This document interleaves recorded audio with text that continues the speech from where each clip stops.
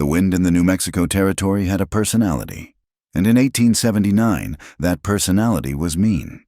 It was a relentless thief, stealing the moisture from the soil, the paint from the siding of Eliza Hart's cabin, and the hope from the faces of lesser women.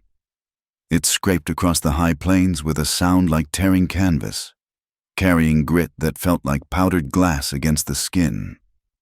This was the world Eliza inhabited, a world she had claimed as her own since the day her brother, Jacob, had been claimed by a tangle of panicked longhorns and unforgiving earth.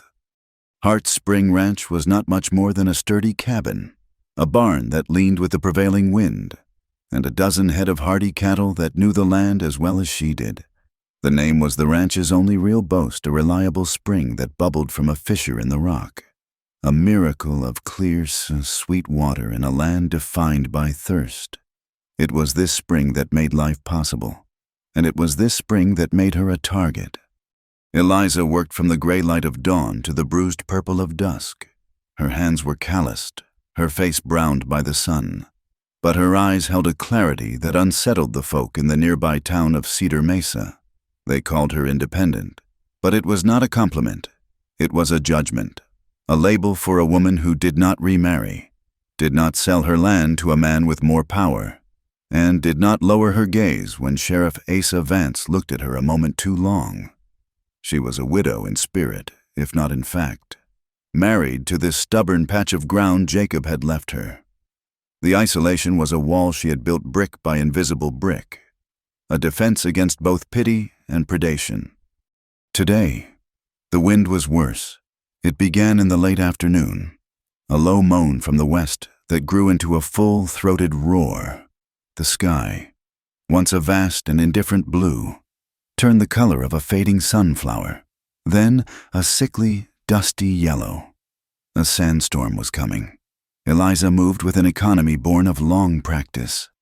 She herded the cattle into the corral near the barn, their lowing anxious and tight.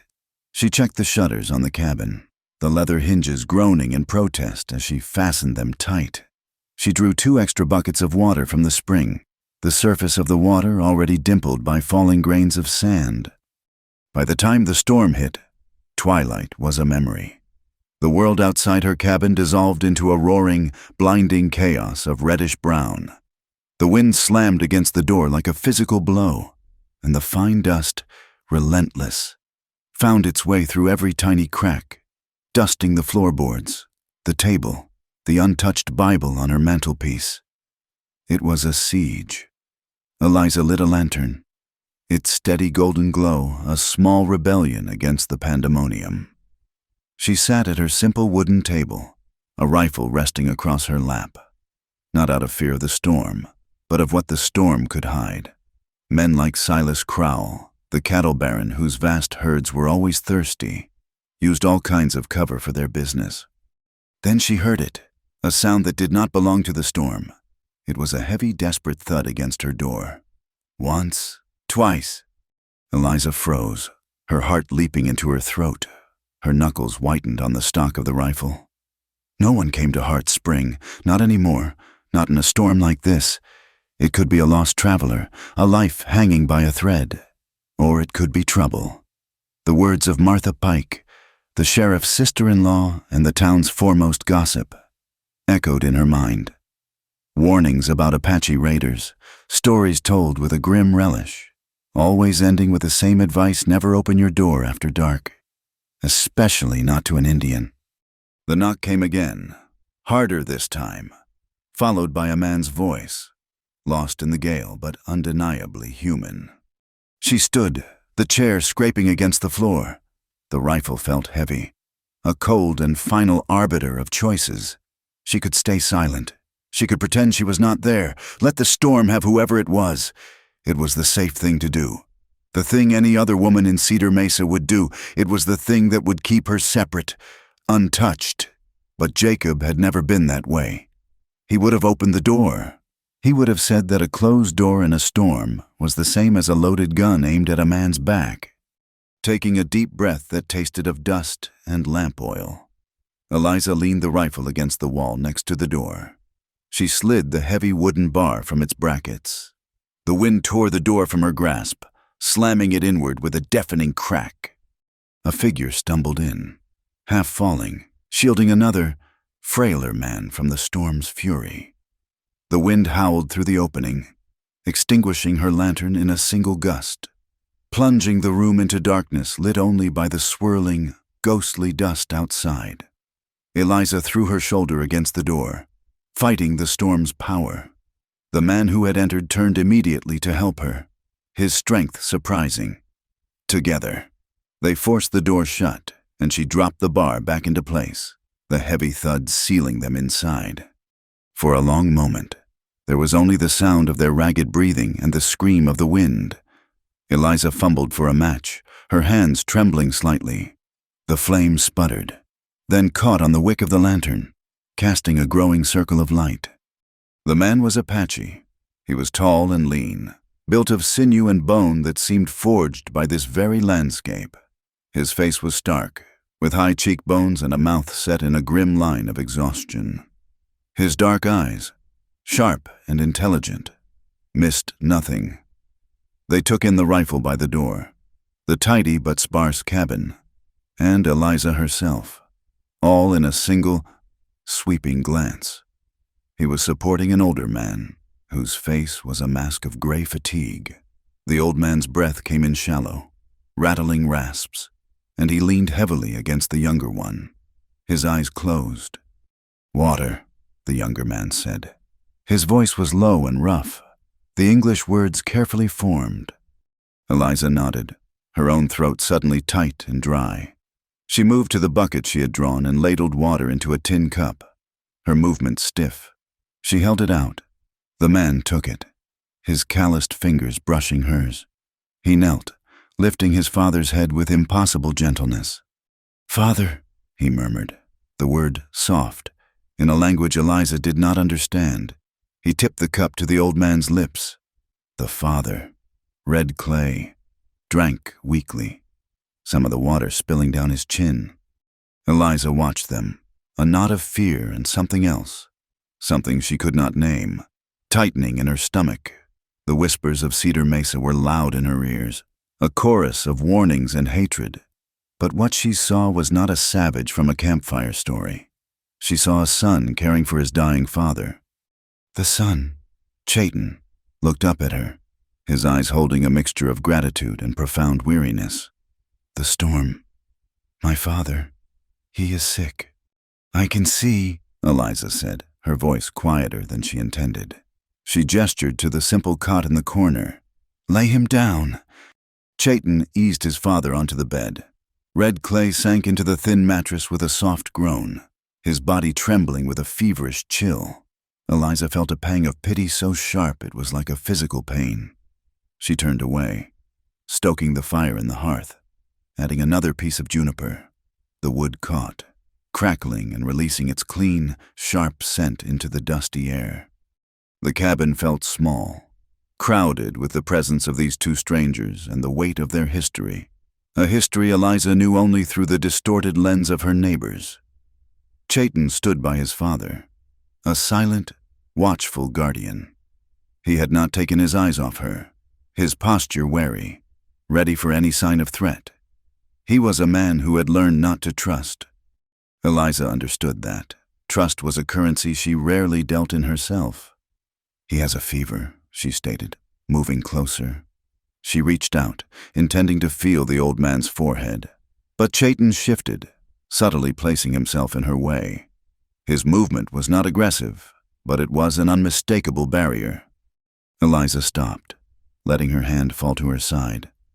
"I have herbs," she said quietly, "for lung fever. My mother taught me." Chayton's gaze flickered from her face to his father, whose breathing was growing more labored. The sound was a terrible, wet crackle, the sound of a man drowning on dry land. The conflict was plain on his face, the deep, ingrained suspicion of a white person's medicine against the desperate need to save his father. "What herbs?" he asked, his voice low and suspicious. "Mullein and horehound, to clear the chest, and willow bark for the fever." She met his gaze without flinching. "They will not harm him. They may help." For a long minute, he said nothing. The only sounds the fire, the wind, and his father's struggle for air.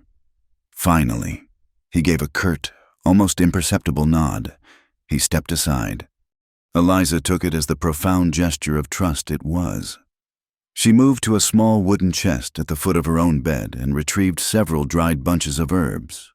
As she steeped them in a pot of hot water over the fire, the small cabin filled with their earthy, medicinal scent. The tension in the room remained thick enough to taste, a compound of fear, suspicion, and the shared vulnerability of being trapped by the storm. Chayton watched her every move, his expression unreadable. His goal was simple: primal, keep his father alive. He had been trying to get him to the warmer, lower elevations, away from the reservation where the government agents' promises were as thin as the winter blankets they provided. They were supposed to be free, but freedom was just another word for starving slowly when the agency men held all the cards. This woman, this solitary white woman, was an unexpected complication, a potential danger he had been forced to embrace. For Eliza, her own goals felt distant. The long-term struggle to keep her spring from the covetous eyes of Silas Crowell, a man who saw water not as life but as profit, seemed an abstract problem for another day. Her immediate goal was to survive this night, to weather this storm both outside and inside her home. She strained the tea into a cup and brought it to the bedside. "Help me sit him up," she said to Chayton. Together, they gently raised red clay. The old man's eyes fluttered open, clouded with fever. Eliza held the cup to his lips, speaking softly, her tone soothing. "Drink this. It will help you breathe." He sipped the bitter liquid, his gaze finding hers. For a moment, the feverish haze seemed to clear, and she saw a flicker of profound wisdom in their depths, the gaze of a man who had seen the turning of many seasons. Then he sank back, his breathing already seeming a fraction easier.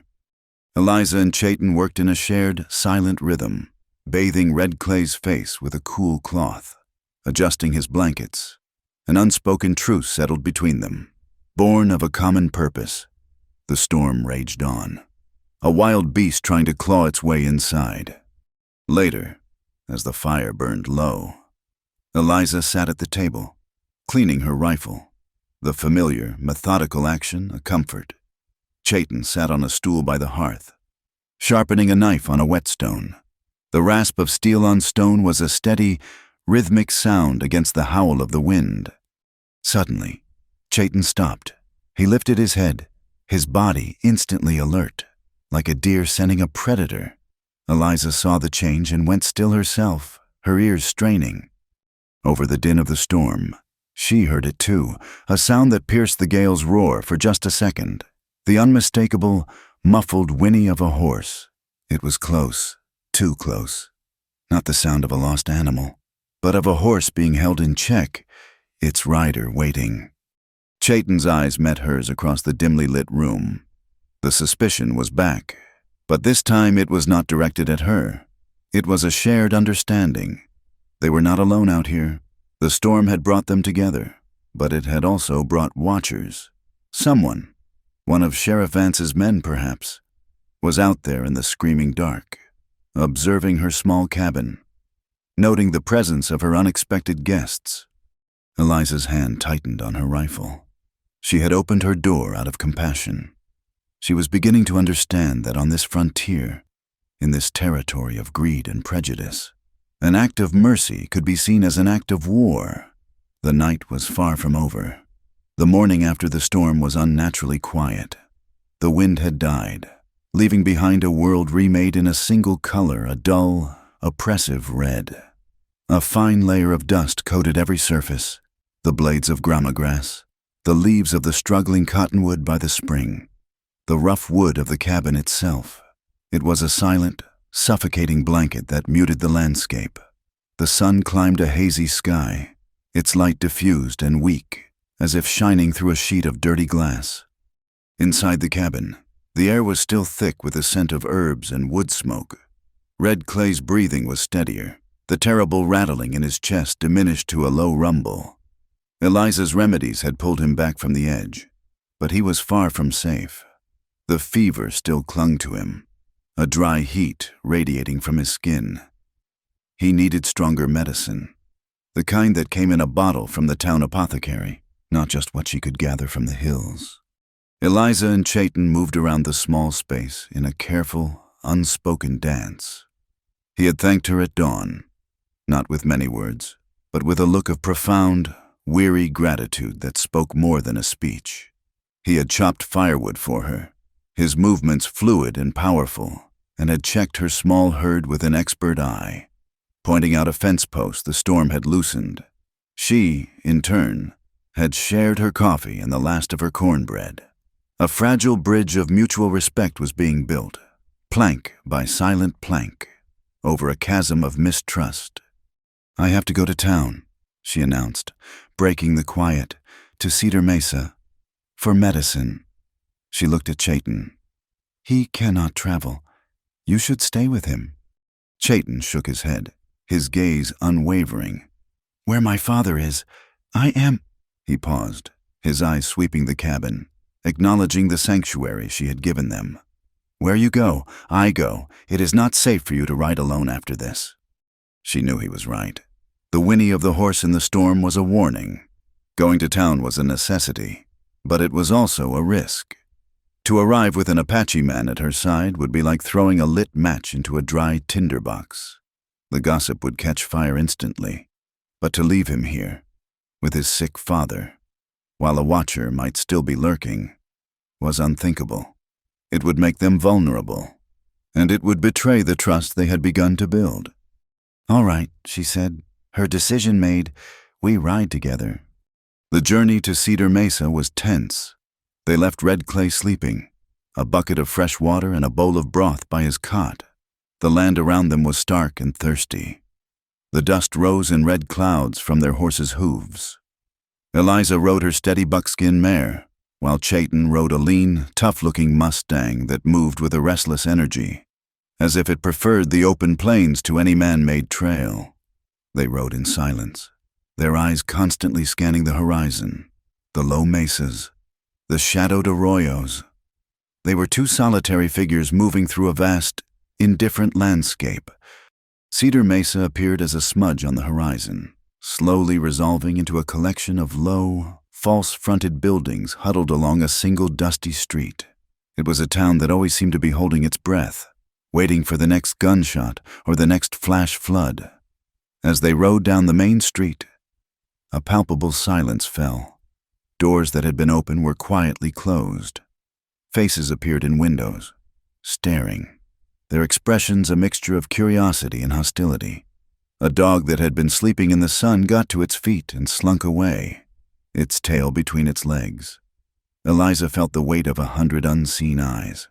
She lifted her chin, her back straight in the saddle, refusing to show the unease that churned in her gut. Chayton rode beside her, his face an impassive mask, but she could see the tension in the set of his shoulders, the way his hand rested near the knife on his belt. He was a man entering enemy territory, and he knew it. Before they dismounted at the general store, Eliza's gaze was drawn to the town notice board. It was cluttered with announcements, land claims, and faded posters for county fairs. But one notice, freshly posted, stood out in bold black letters. It offered a $50 reward from the territorial government for the capture and delivery of any Apache raider, a sum that could feed a family for months. It was a legal document, a government sanction that turned prejudice into profit. It was a hunting license. Eliza felt a chill crawl up her spine despite the heat. She tore her eyes away and swung down from her horse. "Wait here," she said to Chayton, her voice low. "I will be quick." He simply nodded, his eyes never leaving the street, watching, always watching. The bell above the door of Miller's Mercantile jingled, announcing her arrival. The store smelled of coffee beans, cured leather, and lye soap. Samuel Miller, a man whose spine seemed to have been permanently bent from leaning over his counter, looked up. His eyes widened slightly when he saw Chayton through the window, standing with the horses. "Eliza," he said, his voice a little too loud, a little too hearty. "What can I get for you on this dusty day?" "I need a bottle of Dr. Caldwell's lung balsam, Samuel, and some quinine." Before he could answer, the bell jingled again. Martha Pike swept in, a basket on her arm. She was Sheriff Vance's sister-in-law, a woman whose face was permanently pinched in a look of disapproval. Her eyes immediately landed on Eliza, then flickered to the window, her lips thinning into a straight, venomous line. "Well, Eliza Hart," she said, her voice carrying across the store, "I see you have found yourself some interesting company. I always knew you had a taste for the wild things. It is a shame what happens to a woman left alone for too long. She forgets her place." The air in the store grew thick and still. Samuel Miller suddenly became very busy arranging a stack of canned peaches. Eliza turned slowly, her heart pounding a heavy, angry rhythm against her ribs. "My company is my own business, Martha, and the only thing I have forgotten is how much I value your opinion." Martha's face flushed a blotchy red. "It will be the town's business soon enough. Harboring a stray. Who knows what sickness he carries or what crimes he is running from?" Just then, the door opened again, and a different kind of power entered the room. Silas Crowell was a big man, not with fat, but with the solid, imposing bulk of a bull. He wore a fine coat despite the heat, and his boots were polished to a high shine. He ran the biggest cattle operation in the county, and he had been trying to buy Hart's Spring for the better part of a year. He smiled, a slow, predatory smile that did not reach his cold, calculating eyes. "Ladies," he said, his voice a smooth baritone. "No need for harsh words. Eliza, I heard about the storm out your way. Nasty business. Must be difficult, managing all on your own." He moved closer, lowering his voice. "I want you to know my offer still stands. A fair price for your land. A good price. You could move into town, live comfortably, be safe." His words were like silk wrapped around a stone. He was offering her a cage, gilded and comfortable, in exchange for the one thing that gave her life, meaning her freedom, her water. "My answer still stands. Silas," Eliza said, her voice clear and steady. "Hart's Spring is not for sale." Crowell's smile tightened at the edges. Before he could reply, the bell above the door rang for a fourth time, and the law walked in. Sheriff Asa Vance was a man who had gone to seed, his face florid, his belly straining the buttons of his vest. He carried the smell of whiskey and self-importance with him like a cheap cologne. He was followed by his deputy, a lanky, brutal-looking man named E.P.H. Kincaid, whose hand never strayed far from the Colt revolver strapped to his hip. Vance's eyes swept the room, lingering on Crowell with a look of shared understanding, before settling on Eliza. "Hart," he said, his voice gravelly. "I heard you had visitors." His gaze shifted to the window, and his eyes narrowed. "That Apache out there, he got a pass to be off the reservation." This was it, the moment she had been dreading. This was not about a piece of paper. It was about power. It was about Vance reminding everyone in this town, and especially her, who was in charge. Eliza felt a tremor of fear, but she pushed it down, turning it into cold anger. She thought of Chayton's gentleness with his father, of the dignity in his silence. "He is a guest in my home. Sheriff, his father is gravely ill. They were caught in the storm." Vance sneered. "That is not what I asked. Does he have a pass?" The entire store was silent, watching. This was a public trial, and she was the one being judged. She could back down. She could apologize, send Chayton away, and hope they would leave her in peace. But she knew they would not. Appeasing men like Vance and Crowell was like feeding a wolf. It only made it hungrier. A voice she barely recognized as her own, strong and unwavering, filled the silence. "According to territorial law, Sheriff, any person has the right to offer humanitarian sanctuary to another in the event of a natural disaster or medical emergency. The sandstorm was a natural disaster. The man's father has lung fever. That is a medical emergency. No pass is required under these circumstances. A collective gasp went through the small audience. Vance's face darkened, the red deepening to a dangerous purple. He was not used to being challenged, especially not by a woman, and certainly not with the law he was supposed to represent. "Is that so?" he growled. "You an attorney now?" "Hart." "She is correct." The new voice was soft, yet it cut through the tension like a sharp knife. Mistress Lian Chen stood near the back of the store, a basket of perfectly folded laundry in her arms. She ran the town's laundry service, a small, quiet woman who was often overlooked, but her eyes were bright with an intelligence that missed nothing. She looked directly at Sheriff Vance. The Territorial Statute of 1876. Article 4. Provision for aid. It is quite clear. Vance stared at her, momentarily speechless. He had no authority over Mistress Chen, who was respected for her diligence and her quiet refusal to be intimidated. Mistress Chen then turned her calm gaze to Eliza. "If the sheriff continues to trouble you," she said, her voice still quiet but resonant, "you should send a letter by wire to the federal attorney in Santa Fe. I am told he is a very reasonable man who takes his duties very seriously." It was a masterstroke. She had not only supported Eliza but had also invoked a higher, more powerful authority, one that Vance could not ignore. The threat of federal oversight was the one thing that could make a small-town tyrant like Asa Vance hesitate. The sheriff stood there, his jaw working silently. He was trapped. To arrest Chayton now would be a direct defiance of the law Eliza and Mistress Chen had so publicly cited. He shot a look of pure venom at Eliza, a look that promised retribution. "This is not over," he muttered, his voice low and menacing. He turned to leave, then stopped and looked at EPH Kincaid. In a voice just loud enough for Eliza to hear, he said, "Keep an eye on things out at the Hart place. EPH, make sure our guests do not overstay their welcome. Teach them some manners if you have to." Then he was gone, the bell jangling furiously behind him. Crowell gave Eliza one last, long look, a look that was both a threat and an appraisal, before following the sheriff out. The spell was broken. Martha Pike, without another word, turned and marched out of the store. Samuel Miller finally finished arranging his peaches and hurried to get Eliza's medicine, his hands shaking slightly. Eliza paid for her items, her own hands surprisingly steady. She exchanged a brief, grateful look with Mistress Chen, a silent acknowledgement of an alliance newly forged. Then she walked out of the store and into the dusty sunlight. Chayton was where she had left him, his posture unchanged, but his eyes were fixed on her. He had seen everything through the window.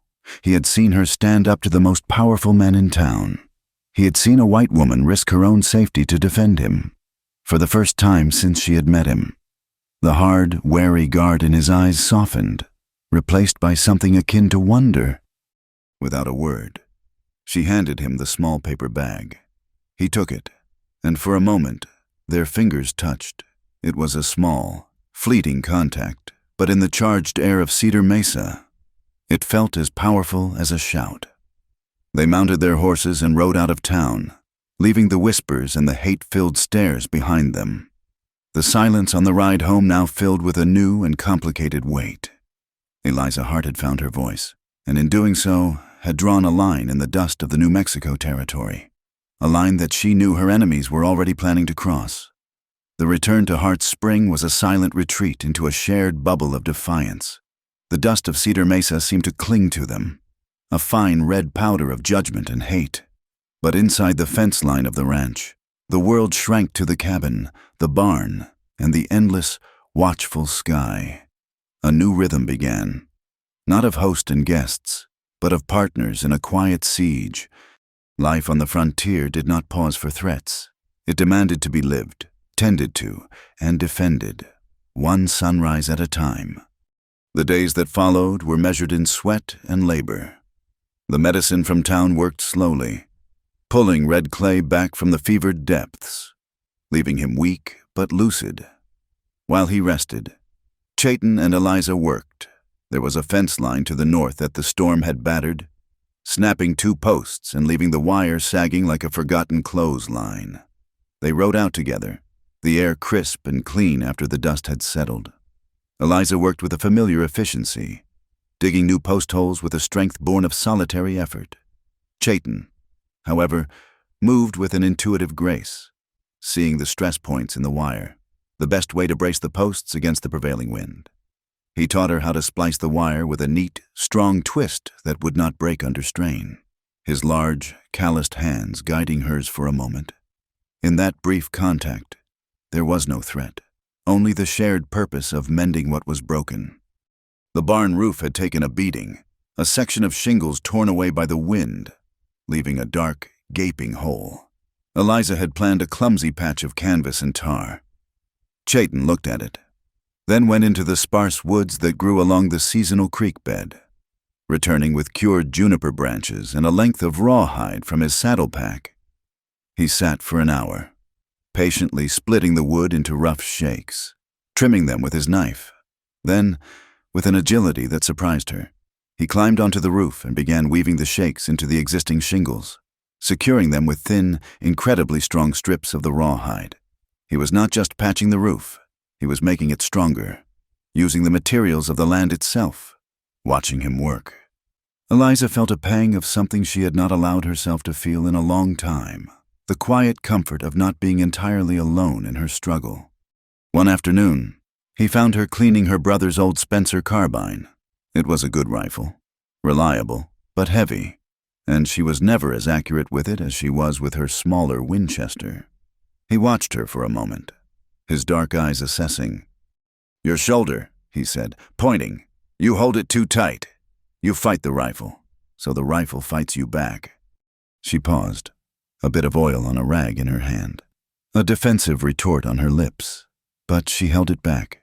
She had seen him handle the rifle he carried, the way it seemed an extension of his own body. She nodded. "Show me." He took the carbine from her, its weight seeming to diminish in his hands. He stood behind her, his voice low, close to her ear. "Breathe out when you pull the trigger. Do not hold your breath. Let the air out. Let the shot go with it." He adjusted her stance, his hand resting briefly on her shoulder to correct her posture. His touch was firm, impersonal, yet it sent a tremor through her. "The rifle is a tool, like a shovel or an axe. You do not fight your axe. You guide it, guide the bullet." They spent an hour with empty cans set on a distant fence post. He made her practice the breathing, the feel of the trigger, the way the stock should sit against her shoulder. And when she finally did shoot, the recoil felt different. A solid, manageable push instead of a vicious kick. The can flew off the post. A slow smile touched her lips, genuine and unguarded.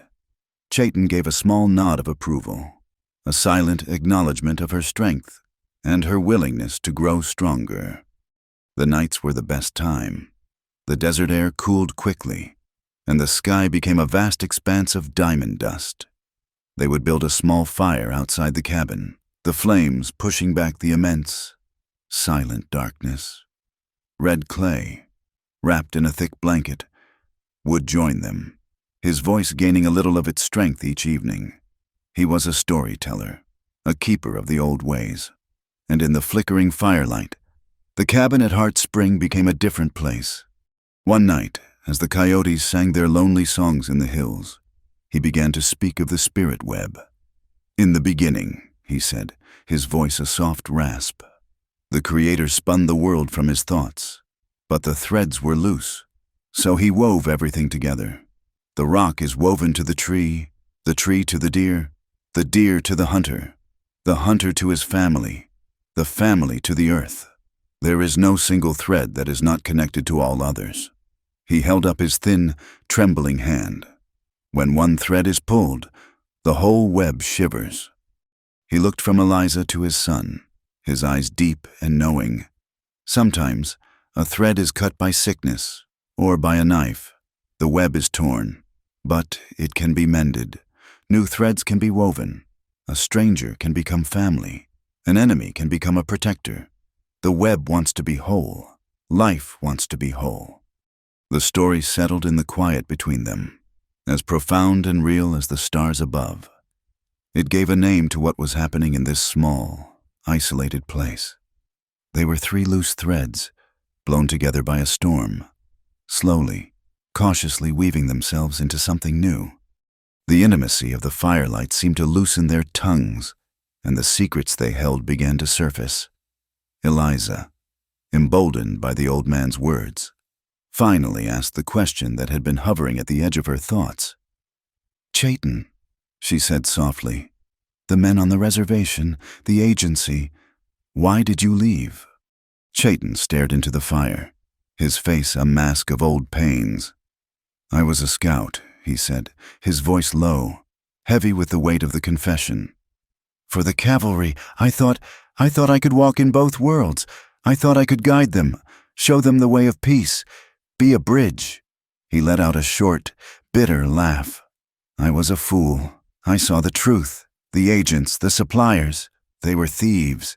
They were given good beef, good flour, warm blankets for our people, but they signed papers for the good supplies, and then sold them to miners and settlers. They gave us the spoiled meat, the flour full of weevils, the blankets so thin you could read a newspaper through them. They were stealing the life from our children, from our elders. One stolen meal at a time." Red Clay spoke, his voice thin but clear. "I spoke out. I told the agent he had the heart of a coyote, who eats his own kind when he is hungry.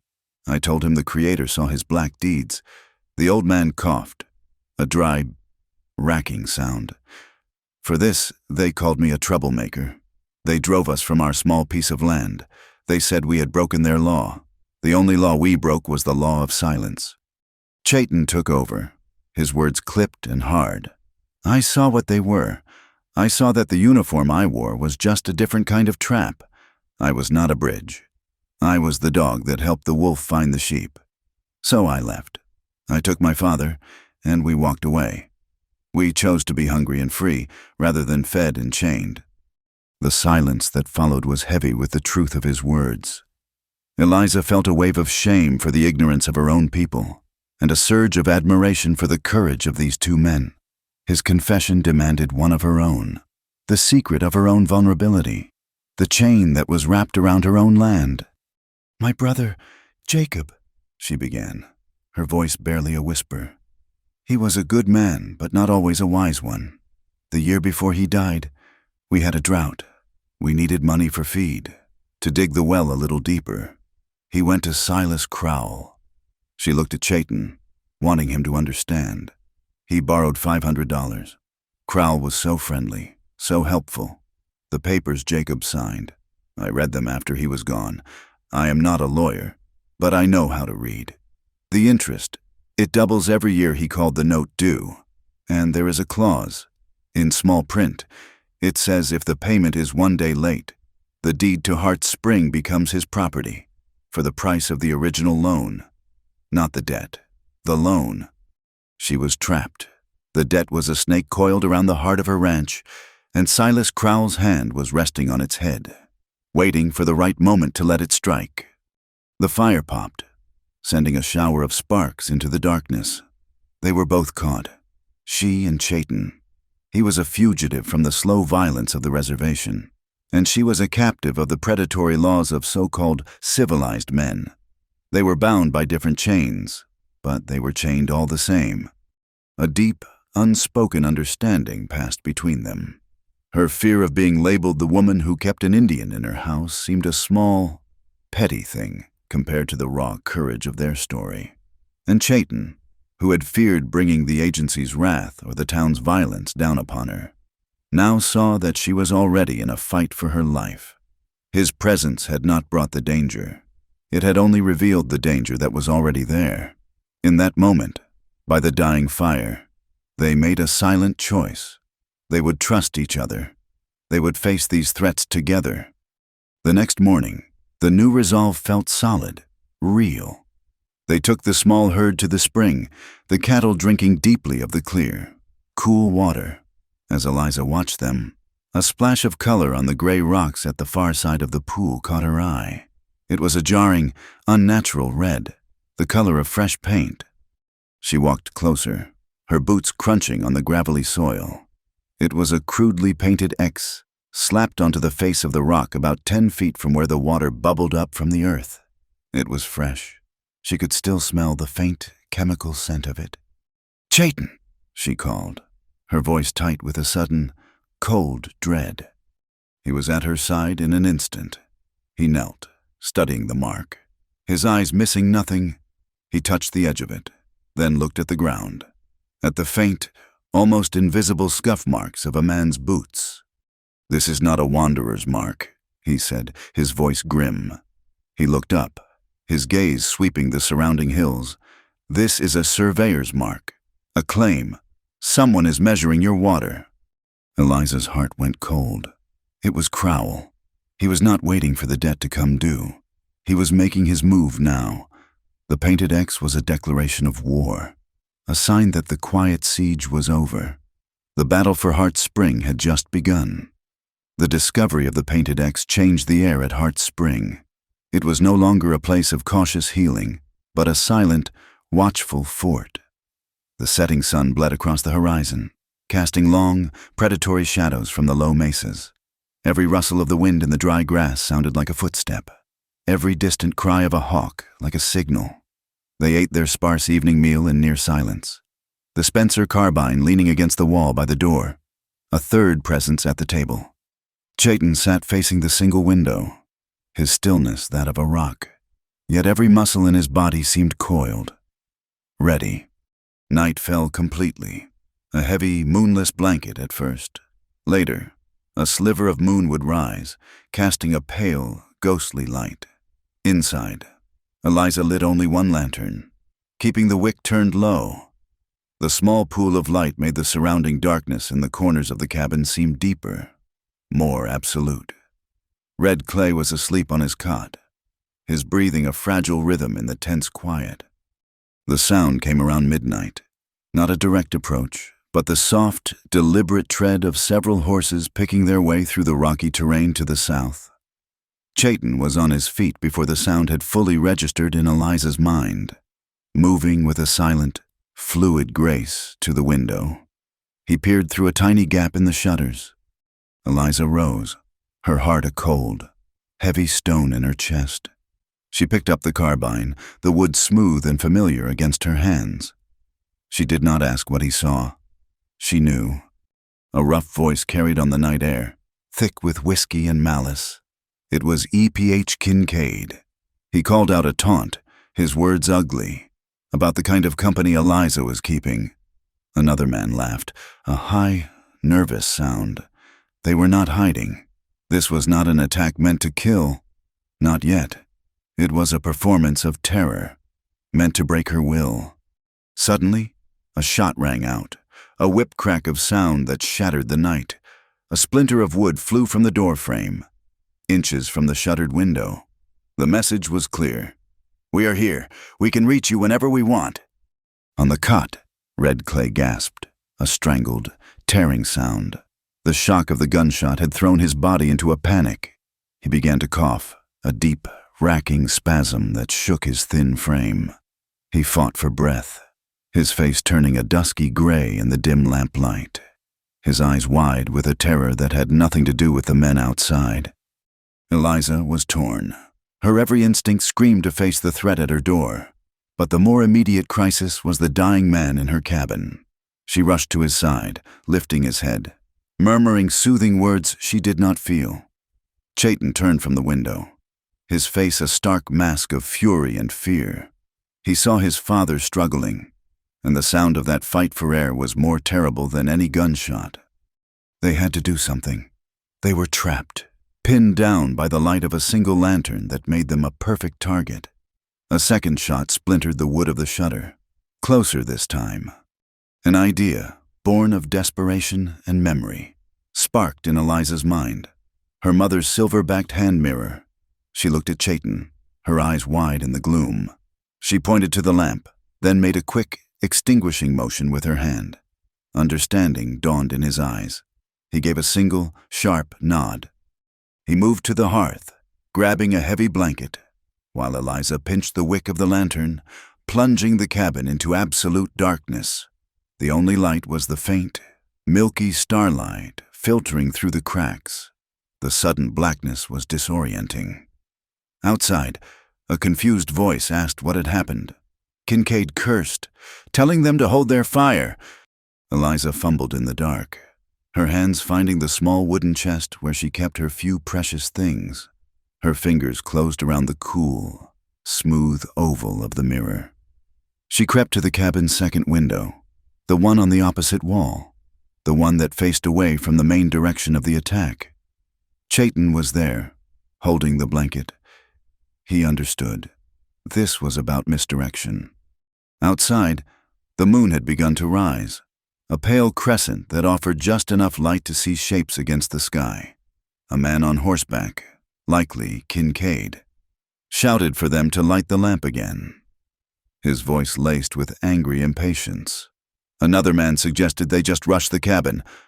Eliza took a deep, steadying breath. She opened the shutter just a crack. She held the mirror at an angle, catching the faint moonlight, and reflected a small, shimmering patch of light onto the inside wall of the barn, 100 feet away. It was a weak, wavering light, but in the profound darkness of the plains, it was as noticeable as a bonfire. She moved it slightly, making it dance and flicker, like a lantern being carried by a nervous hand. A man outside gave a shout. He had seen it. He said someone was in the barn. Kincaid's voice, full of authority, ordered 2 of his men to circle around and check. The sounds of their horses moving off into the darkness was a small victory. They had split their forces. Now the men who remained were focused on the barn. Kincaid yelled at whoever he thought was in there to come out, to give them a better view. One of the men lit a storm lantern he carried, its bright yellow eye cutting through the gloom. It was a foolish, arrogant mistake. It made him a perfect target. From the window beside Eliza, there was a soft click as Chayton cocked his rifle. He had been waiting, as patient as a hunting cat. He had not been fooled by her trick. He had been using the cover it provided. He let out a long, slow breath, just as he had taught her. The rifle fired, the sound impossibly loud inside the cabin. It was not a shot at a man. It was a shot at the light. Outside, the storm lantern exploded in a shower of glass and sparks. Darkness fell again, sudden and complete. There were shouts of surprise and pain as hot oil splashed. Kincaid roared in fury and confusion. He fired a wild shot toward the cabin, the bullet whining harmlessly over the roof. But the fight had gone out of them. They were in the dark. Their leader was angry, and their simple plan of intimidation had been turned against them. They had been outmaneuvered. After a few moments of shouted curses and milling confusion, Eliza heard the sound she had been praying for, the thunder of horses' hooves, retreating at a gallop, fading into the west. Silence returned, thick and heavy.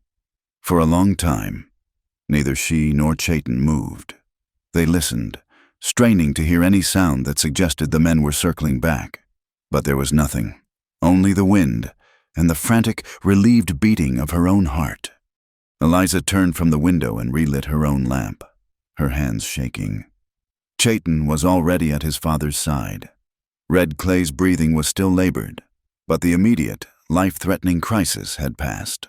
The old man's eyes were closed, his face slick with sweat. The night had taken a heavy toll. The next morning dawned bright and clear, a cruel mockery of the night's violence. The rising sun illuminated the scars of the attack, the splintered wood on the door, the shattered glass of the attacker's lantern near the corral. By mid-morning, just as Eliza knew he would, Sheriff Vance arrived, EPH Kincaid riding beside him.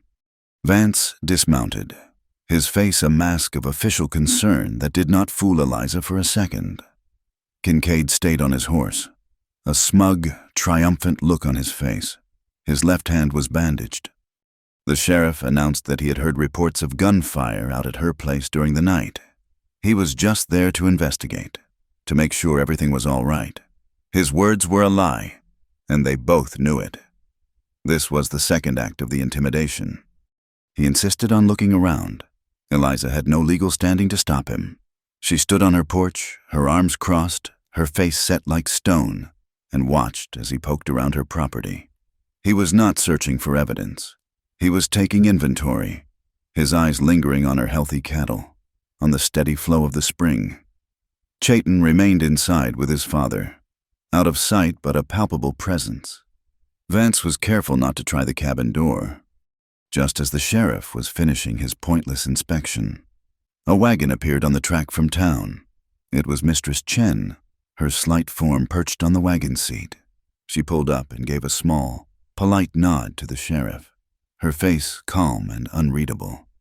She told Eliza, in a voice loud enough for Vance to hear, that she had been meaning to come out to check on her after that terrible storm. She had brought a small sack of rice and some tea, and a bundle of freshly laundered linens that Eliza had left with her weeks ago. Vance watched her. His eyes narrowed with suspicion, but he could find no fault in a neighborly visit. He grunted that he was finished and mounted his horse. Before he rode off, he gave Eliza one last parting shot. He advised her that it was a dangerous world for a woman alone. Unsavory characters were about. She should be careful about who she let under her roof. With that, he and Kincaid rode away, leaving a cloud of dust and impotent threats hanging in the air. Mistress Chen waited until they were out of sight. Then she handed the bundle of clean linens to Eliza. Her hand squeezed Eliza's for a fraction of a second. "The bottom fold," she whispered, her eyes full of meaning. Then, in a normal voice, she said she could not stay, and with another polite nod, she turned her wagon and headed back to town. Eliza took the linens inside. Her heart was pounding. She unfolded the last clean sheet. Tucked inside was a thick, sealed envelope. She broke the seal, her fingers trembling slightly. It was a letter, written in a clear, decisive hand. It was from an attorney in Santa Fe. She read it once, then twice, the words sinking in, each sentence a stone being laid in a new foundation of hope. The lawyer had reviewed a copy of the loan agreement she had sent with Mistress Chen. He was direct. The clause that granted Crowell her land for the price of the original loan upon a single day's default was a form of usury, and it was illegal under territorial statute. It could be challenged in court. And then came the second, more powerful blow. He wrote that, under the doctrine of prior appropriation, the first person to use a water source for a beneficial purpose gains the right to that water. Hart Spring, having been used continuously by her family for years, was legally her property. The right to the water was hers, as long as she could prove its continuous and beneficial use. Crowell's painted X was meaningless. The water was not his to measure, not his to claim. Eliza sank onto a chair. The letter clutched in her hand. The paper felt solid, real, a weapon as powerful as the rifle that still leaned against her wall. The night had been a lesson in the brutal reality of the frontier, a lesson that kindness and compassion had to be defended with a ready gun and a steady hand. But the letter was a different kind of lesson. It was a promise that justice was not just an abstract idea. It was a thing of paper and ink, of laws and statutes, a shield that could be wielded by those brave enough to hold it. The West, she was learning, required both, and for the first time in a very long time, Eliza Hart felt she might just have what it took to master them. The lawyer's letter lay on the table, a stark, white rectangle against the dark, worn wood. It was a shield, but a shield was useless if one did not lift it. The night attack had been a brutal lesson, and the sheriff's false visit a calculated insult. Hart Spring was no longer a sanctuary. It was a cage, and the predators were circling. Eliza knew they could not stay. Kincaid would be back, and next time he would not be satisfied with shooting at lanterns. And Red Clay, though his fever had broken, was fading. The deep, rattling cough had returned, and a profound weariness had settled in his bones. He needed more than herbs and bottled medicine. He needed a different kind of healing. She remembered the stories her brother Jacob used to tell of his friend, Miguel Ortega. Miguel was a vaquero of the old school, a man whose knowledge of horses, cattle, and desert remedies was woven into his very being. His family had a poultice, Jacob had said, made of boiled yucca root and a secret mix of desert herbs that could draw the deepest sickness out of a man's chest. Miguel's small ranch was 2 days' ride to the south, a world away from the spite of Cedar Mesa. The letter presented another journey, one of law and ink. The documents to file her claim on the water rights needed to be registered at the county courthouse, which lay in the same southerly direction. The two destinations, one for healing and one for justice, created a single, necessary path. She explained her plan to Chayton as the morning sun cast long shadows across the cabin floor. She laid out the dual purpose of the journey, the hope for his father, the fight for her land. He listened without interruption, his face impassive, but his eyes followed her every move, gauging her resolve. When she finished, he simply nodded. There was no other choice.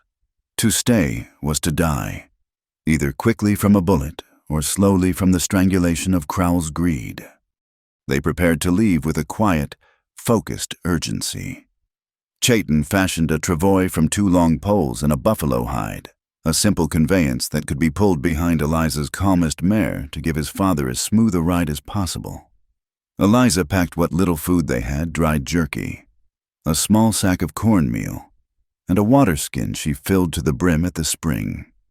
She wrapped the lawyer's letter and the other documents in an oilskin pouch and tucked it deep inside her saddlebag. It was her ammunition, as vital as the cartridges for the Spencer carbine.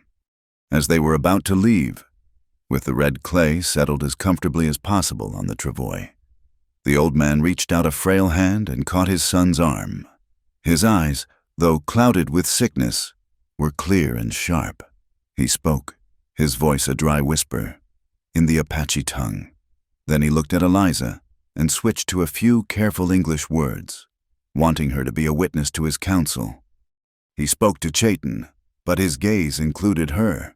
He said, "Do not let your heart turn to stone again. The desert is full of stone. The world does not need one more. A man who is only stone cannot feel the sun. He cannot give shelter. He can only be a weapon, and a weapon alone cannot build a home." A flicker of some old, deep pain crossed Chayton's face before he masked it with his usual stoicism. He placed his hand over his father's and murmured a reply in their own language, a promise and a reassurance. But Eliza had seen the wound the old man's words had touched. She had wondered about the hardness in him, the wall he kept around himself. It was not cruelty, but a shield of a different kind, one forged in a fire she could only imagine. The journey was hard from the first mile. The land was unforgiving, a vast expanse of rock and sun-baked earth. A thunderstorm had passed through the high country 2 nights before, a distant, silent flicker of lightning from their perspective at the ranch. Down here, the results were more dramatic.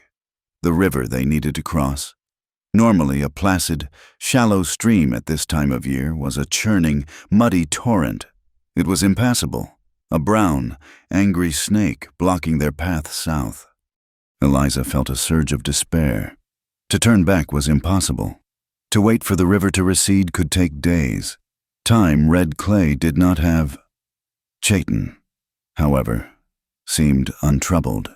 He dismounted and walked the riverbank for a mile, his eyes reading the current, the debris, the shape of the land. He was not looking at the obstacle. He was looking for the opportunity. He returned an hour later, pointing to a place where the river broadened and a line of ancient, half-submerged boulders created a natural breakwater.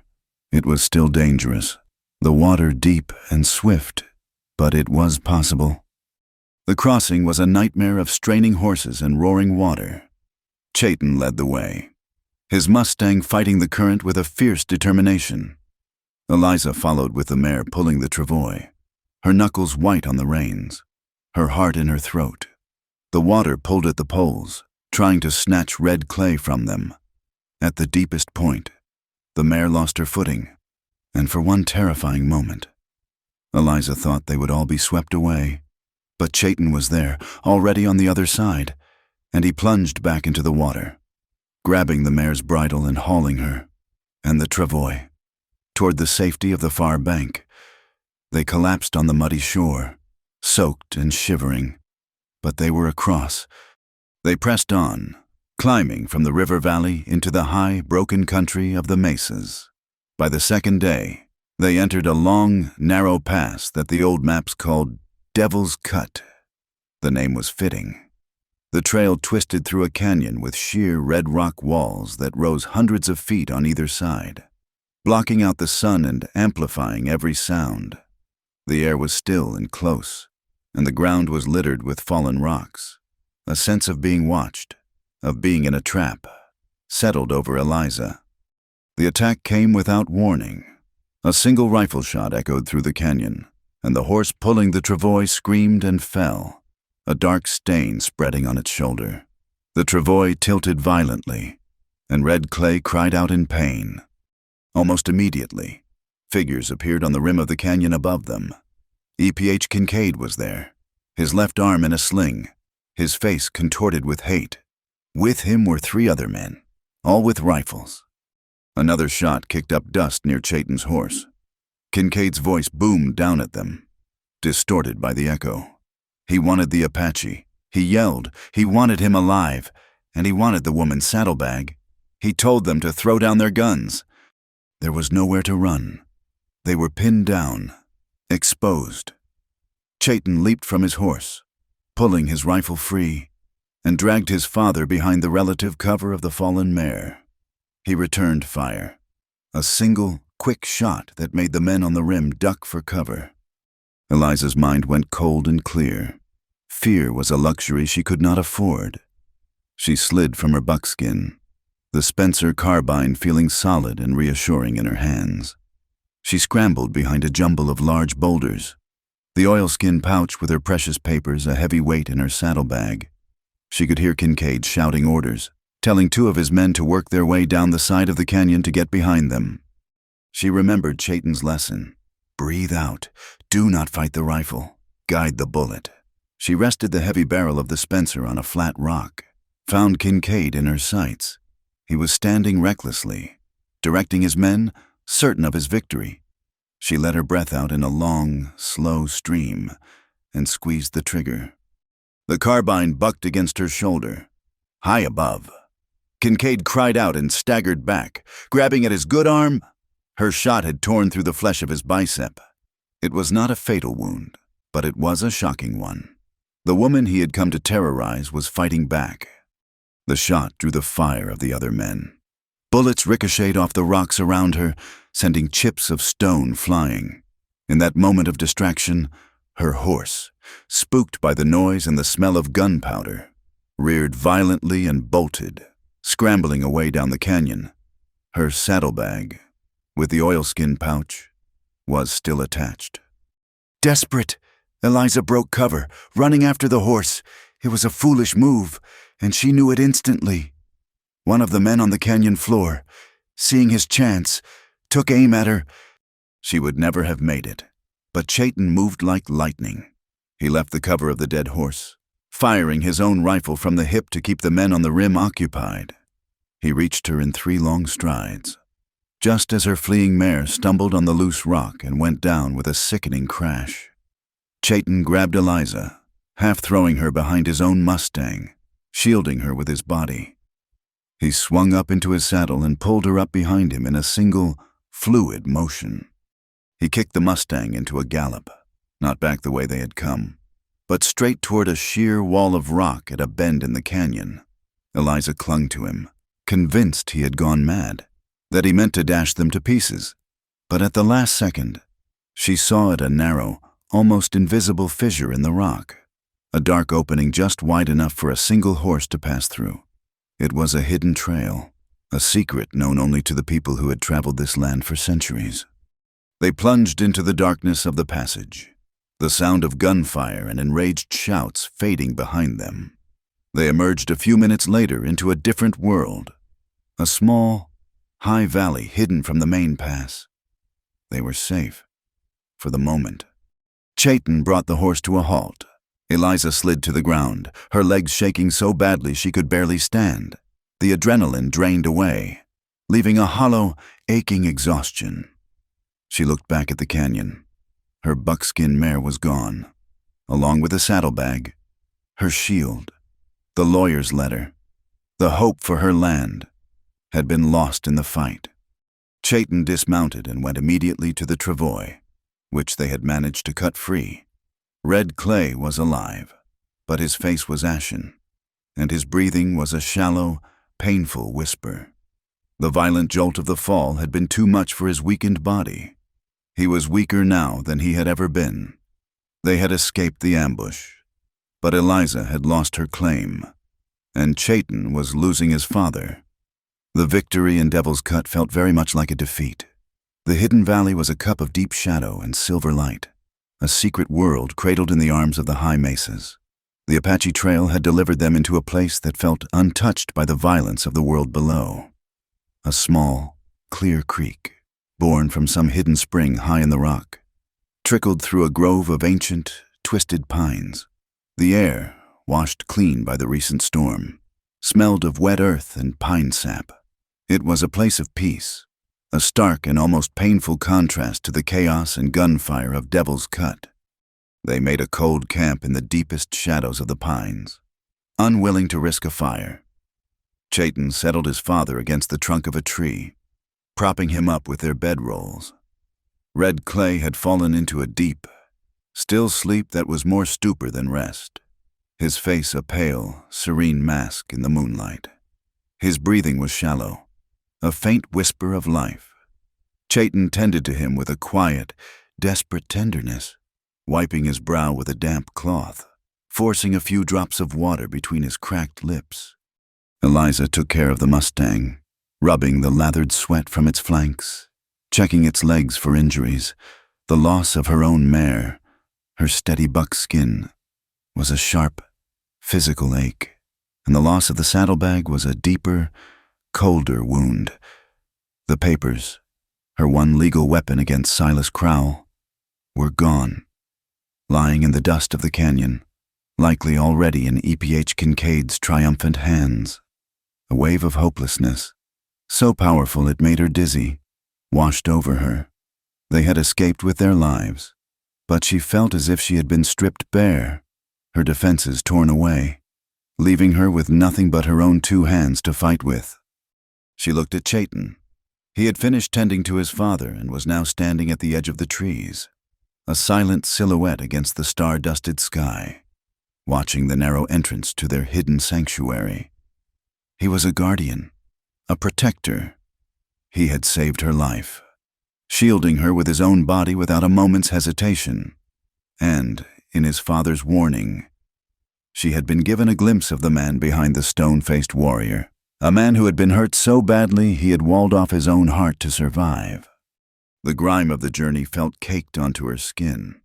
She was covered in a fine layer of dust, streaked with sweat, and she could see a smear of dried blood on her forearm from a scratch she'd taken scrambling over the rocks. It was the filth of the ambush, the residue of fear and violence, and she knew, with a sudden, fierce clarity, that she could not bear it for another minute. To sit here in defeat, feeling broken and dirty, was to let Kincaid win. She needed to wash it all away. Not just the dirt, but the feeling of being a victim.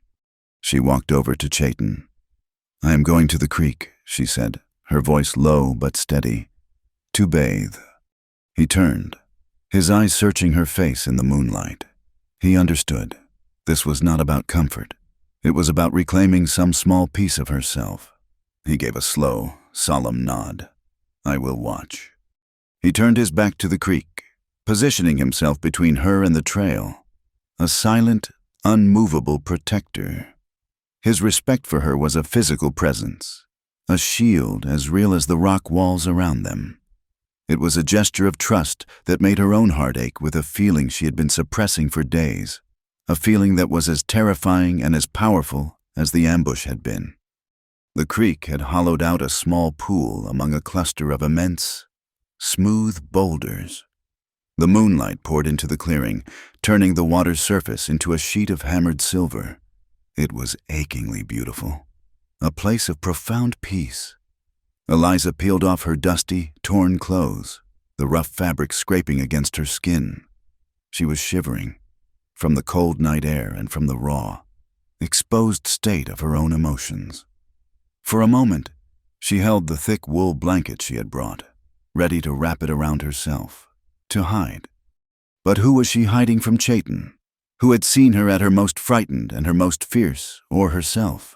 And the truth of what was growing between them in this crucible of violence and desperation, she had lost the papers that defined her claim to her land. She had lost her horse. She had lost her fragile sense of security. All she had left was the truth of who she was. Right now, in this moment, hiding felt like the last and most profound lie. With a deep, shuddering breath, she let the blanket fall to the ground. She walked to the edge of the pool, her bare feet sinking into the soft, damp earth. She stood for a long moment, the cool air on her skin, the silver moonlight bathing her. She was not a girl, naive and unscarred. She was a woman. Her body was strong from years of hard labor, her shoulders broad, her hands calloused. There were faint scars on her legs from a fall, a pale line on her ribs from a branding iron accident years ago. It was the body of a woman who had lived, who had fought, who had survived, and in the pure, honest light of the moon, she did not feel shame.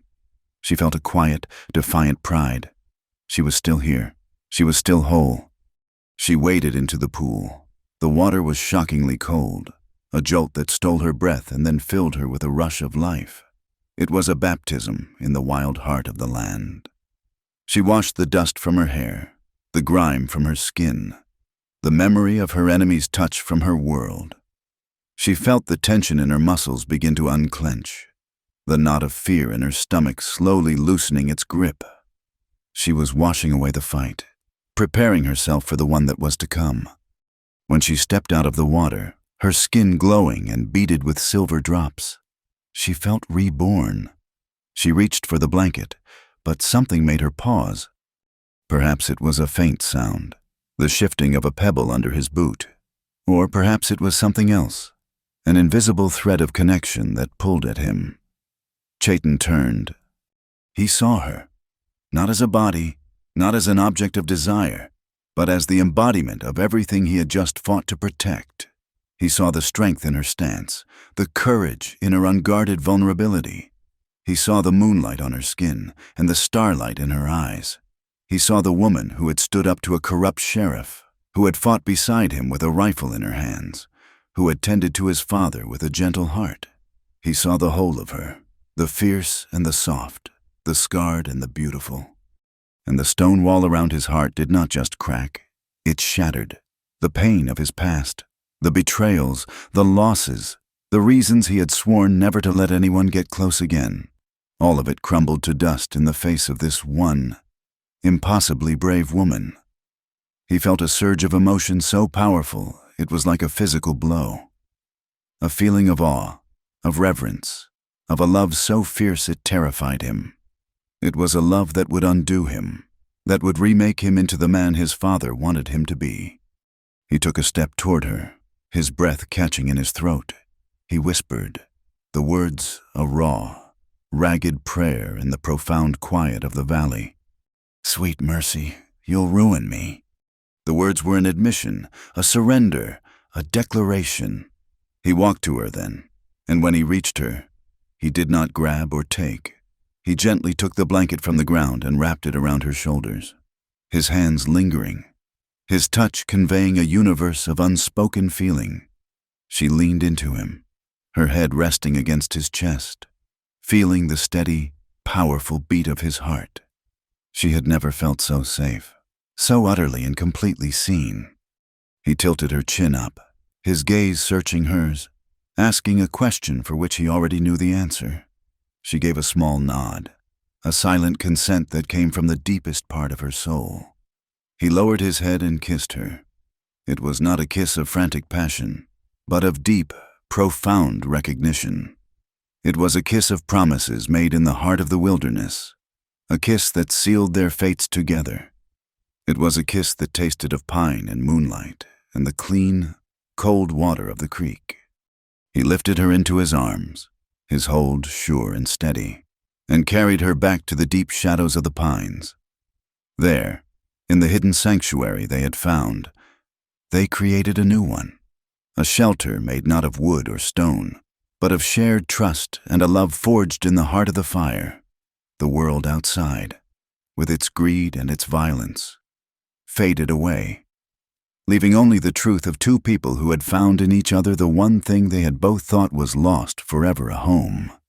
The journey away from the hidden valley was a slow, deliberate retreat from a dream. The silvered moonlight and the scent of pine were replaced by the harsh glare of the sun and the endless, gritty taste of dust. The intimacy they had found was a fragile, living thing they now carried with them, a secret ember cupped against the harsh winds of the real world. They traveled with a shared, unspoken purpose, their movements synchronized, their glances conveying whole conversations. They were no longer just a woman and a man. They were a partnership, a fortress of two. Red Clay was failing. The jolt and terror of the ambush had shaken the last of the strength from his body. He drifted in and out of consciousness on the travois, which Chayton had repaired and now pulled behind his own Mustang. During his lucid moments, he did not speak of his pain, but watched them, his eyes filled with a deep, quiet knowing. He saw the change in his son, the softening of the stone around his heart, and he saw the fierce, protective strength in Eliza. And sometimes he would nod, a small, almost imperceptible gesture of peace, as if he had seen the one thing he needed to see before his own long journey ended. They did not dare take the main trails. Chayton led them through a network of arroyos and game trails that Eliza, for all her years on this land, had never known existed. It was a slower, harder path, but it was a safe one. On the third day, as they rested the horse in the shade of a rock outcropping, a rider appeared on the horizon, not with the heavy, menacing presence of a posse, but the easy, loping grace of a single horseman. Chayton was on his feet in an instant, rifle in hand, but Eliza put a calming hand on his arm. "It is Miguel," she said, a wave of relief washing over her.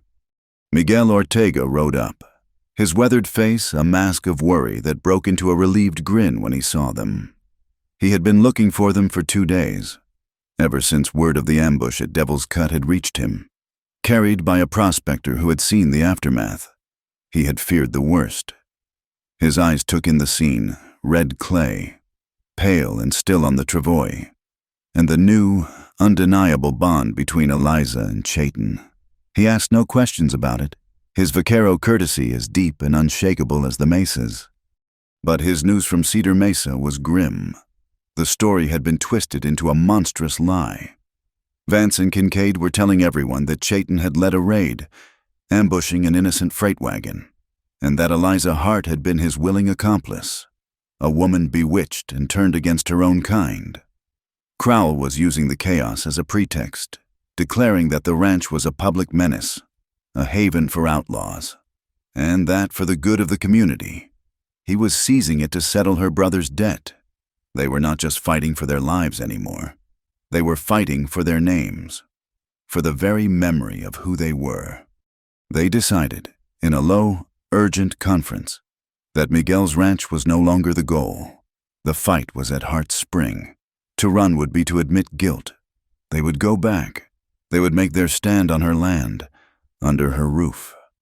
They arrived back at the ranch at dusk, traveling the last few miles with a cold, creeping dread. The place felt wrong.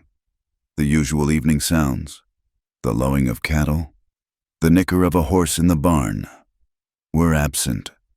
A heavy, expectant silence hung in the air. As they drew closer, they saw why. The ground was churned and trampled with the tracks of at least a dozen horses.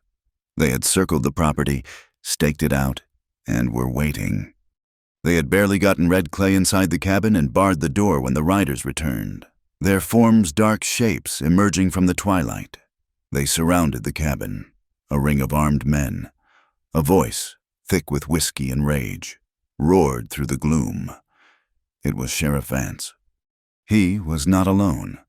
Silas Crowell sat on a fine black horse just behind him, a silent, imposing figure, and with them was a posse of men from town, their faces a mixture of fear, greed, and the ugly excitement of a mob. Eliza recognized some of them men who had shared a drink with her brother, men whose wives had bought her surplus milk. Now they held rifles, their faces turned against her. Vance unrolled a piece of paper, a theatrical gesture in the failing light. "Chayton Nez," he bellowed, "I have a warrant for your arrest, issued by the authority of the New Mexico Territory, for the crimes of armed robbery, assault, and inciting a riot." Crowell's voice cut in then, smooth and cold as river stone. "And Eliza Hart," he said, his voice carrying with effortless power, "due to these unfortunate activities, which constitute a clear and present danger to your neighbors, I am forced to call your brother's note. The property of Hart Spring is now forfeit. You have 1 hour to vacate." The two prongs of the trap had sprung. One man held the false authority of the law, the other, the cold power of money. Together, they meant to crush her. Eliza stepped out onto the porch, the Spencer carbine held loosely in her hands. She stood in the doorway, framed by the light from the cabin, refusing to be a shadow in her own home. There was no robbery. "Sheriff," she said, her voice ringing out in the stillness, "there was an ambush, led by your deputy, E.P.H. Kincaid. As for the riot, the only riot I see is the one you have brought to my doorstep." She turned her gaze to Crowell. "And as for my brother's note, you know as well as I do that the terms of that loan are illegal. A contract based on usury is not enforceable in this territory. And you know it." She was bluffing. The proof was gone, but she spoke with the unshakable conviction of the truth. And this land, Silas, and the water that gives it life, belong to me, secured by the law of prior appropriation. My family was here first. The water is mine. You have no claim here." A murmur went through the posse. They were simple men, for the most part, and they understood the law of water. Her words, spoken with such certainty, planted a seed of doubt. Vance, drunk and enraged at being challenged, was having none of it. He drew his pistol. "That is enough out of you," he roared. "You are obstructing justice." He fired a shot into the air, a signal. The night exploded into a sporadic, terrifying chaos. It was not a full battle. It was a war of nerves. A shot would ring out, splintering the porch railing. Another would shatter the window pane. They were not trying to kill them. Not yet. They were trying to break them, to fill the small cabin with so much terror that they would come out with their hands in the air. Inside, Chayton moved with a calm, deadly purpose. He placed Eliza in the most protected corner of the room and took up a position where he could cover both the door and the remaining window, firing a single careful shot every few minutes to remind the men outside that they were not shooting at an empty building. In the midst of the noise and the fear, a soft, frail voice cut through the turmoil. It was Red Clay. He was awake, his eyes lucid and calm. The end, he knew, was here. He looked at his son, and the fear in his eyes was not of death, but for the soul of the man he was leaving behind. "My son," he whispered, his voice a dry rustle of leaves, "do not let them fill your heart with their noise. Sing for me. Sing the song of the journey home." The gunfire seemed to fade into a distant, meaningless roar. The world shrank to this one small, sacred space. Chayton looked at his father, his warrior's face breaking with a wave of grief and love. He knelt by the cot, laying his rifle aside. He took his father's thin hand in his own, and he began to sing. The song was not a cry of war or a lament of sorrow. It was older than that, as old as the mountains and the stars. It was a low, resonant chant, a melody that spoke of the turning of seasons, of the long walk of his people, of the spirit web that connected all things. The words were in the Apache tongue, but their meaning was universal. It was a song of farewell, of a spirit being released back into the great, silent heart of the world. Outside, the shooting faltered, then stopped. The men in the posse lowered their rifles, confused. The song poured from the cabin, a sound of such profound, ancient peace that it made their own violence feel cheap and ugly. It was the sound of a sacred thing happening, and they had a sudden, shameful feeling of being trespassers. Deputy Tom Calder, a young man who had joined the sheriff's office to earn a steady wage, not to terrorize a woman in her home, felt a lump form in his throat. He looked at the cabin, then at the drunken, hate-filled face of Sheriff Vance, and for the first time, he saw with perfect clarity which side he was on. The song was a prayer, and he was part of a blasphemy. Inside the cabin, as the last note of the song faded into the quiet, Red Clay let out a long, soft breath. A look of peace settled on his features. His eyes, fixed on his son's face, slowly glazed over. The storyteller was gone. Chayton remained kneeling for a long time, his head bowed, his father's hand still in his. The silence that followed was deeper and more profound than the one before the song. Outside, the spell was broken. Vance, furious that his mob had lost its nerve, began to shout again, but the fire was gone from them. Men began to mutter amongst themselves, shifting uncomfortably. They had come for an arrest, not to lay siege to a man's deathbed. Vance, seeing he had lost them, let out a final, furious roar. "Fine," he yelled. "We will be back, at dawn, and we are bringing the whole town with us. We will see how you stand against all of Cedar Mesa." He wheeled his horse around and, with Crowell and Kincaid at his side, rode off into the darkness. The posse dissolved, melting away in twos and threes, their shoulders slumped, their faces no longer filled with mob fury, but with a dawning, troubled shame. The night was quiet again, but it was the quiet of a ticking clock. They had a few hours until dawn, a few hours until the final battle. Miguel was the first to speak. "I will ride," he said. "Now, I will bring Mistress Chen and the Reverend. They will listen to the Reverend Burke." Eliza nodded, her mind already racing. "The telegraph office. Miguel, we need to send a wire to Santa Fe, to the United States Marshal's office. His name is Whitaker." Chayton finally looked up from his father's side. His face was etched with grief, but his eyes were clear, hard as obsidian. The stone was back, but it was different now.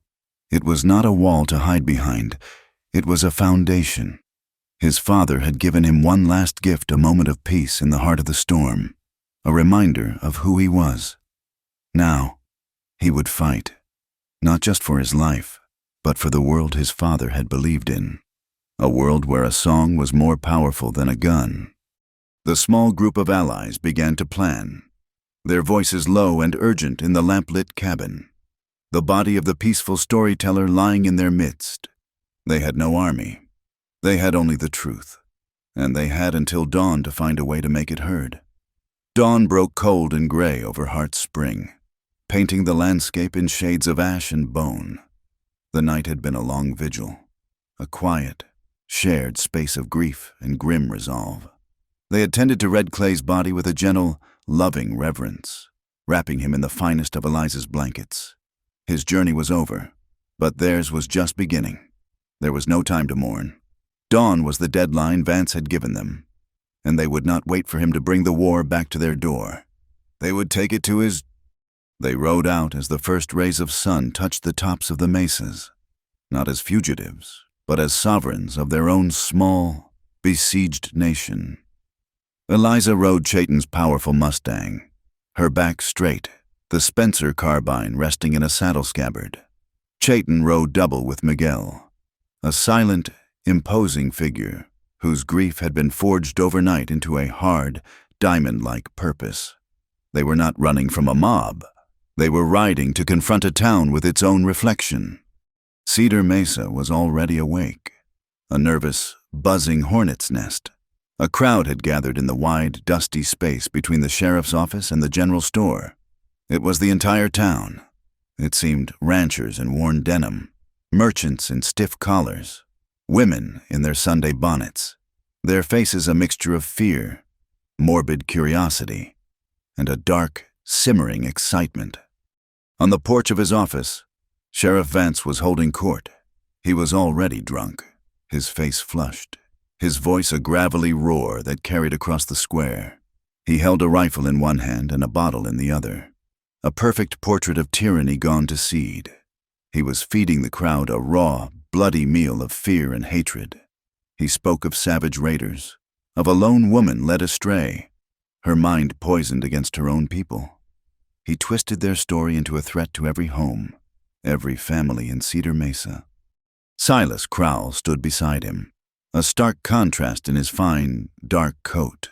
He was sober, his face calm, his arms crossed over his chest. He was the mind, letting Vance be the rabid dog on the leash. He let the sheriff stoke the flames, knowing that in the chaos, the one thing everyone would forget to question was his own quiet, legal-looking theft of the most valuable resource in the territory, Eliza's water. The crowd stirred, their murmurs growing angrier, their faces hardening. They were a dry field, and Vance was a lit match. Then, a gasp went through the assembly. From the south end of the street, two riders appeared, Eliza and Miguel, with Chayton seated behind him. They did not gallop. They came at a slow, deliberate walk, their approach a direct, undeniable challenge. The crowd, for all its bluster, parted before them, a silent, shuffling wave. They rode into the center of the square and stopped, the dust settling around them. They were outnumbered 100 to 1, but for a long moment, the sheer audacity of their arrival held the entire town in a stunned silence. Vance was the first to recover, his drunken rage boiling over. He pointed a trembling finger at them. "There they are," he bellowed, his voice cracking. "The savage killer and the woman who beds down with him. Come to burn your town after they rob your wagons." Eliza swung down from the Mustang, her movements fluid and sure. She did not raise her voice. She let it carry, clear and cold as spring water, into the unnatural quiet. "The only killer I see, Sheriff, is the one who leads a drunken mob to a woman's home in the dead of night.